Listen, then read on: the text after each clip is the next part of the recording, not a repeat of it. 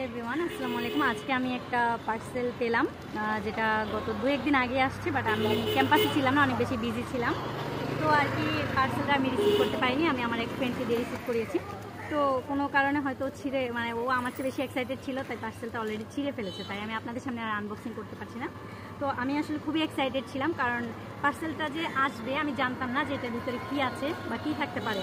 তো এরকম পার্সেল আসলে তো আমরা অবাক হয়ে যাই না, কুরিয়ার অফিস থেকে যখন কল আসে আপনার নামে একটা পার্সেল এসেছে, তখন আমরা খুবই এক্সাইটেড থাকি যে কে আমাদেরকে সারপ্রাইজ দেওয়ার জন্য এরকম একটা।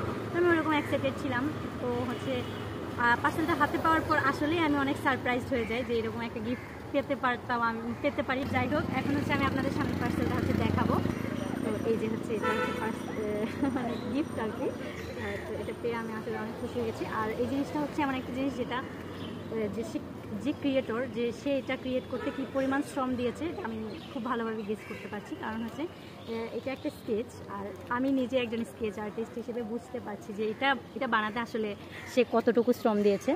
তো এত কষ্ট করে যে একটা ছবি এঁকে আমাকে সারপ্রাইজ করার জন্য আমাকে না বলেই পাঠিয়েছে আমার ঠিকানায়। কুরিয়ার অফিস থেকে আমার কল এসেছে, আমি তো এক্সাইটেড ছিলাম, অনেক কিছু ভেবেছি যে কী থাকতে পারে পার্সেলে। এরকম একটা মুহূর্ত দেওয়ার জন্য আপনার অনেক বেশি ধন্যবাদ। সারপ্রাইজ পেতে কে না চায় বলেন? এরকম সারপ্রাইজ পেতে সবাই বারবার চায়।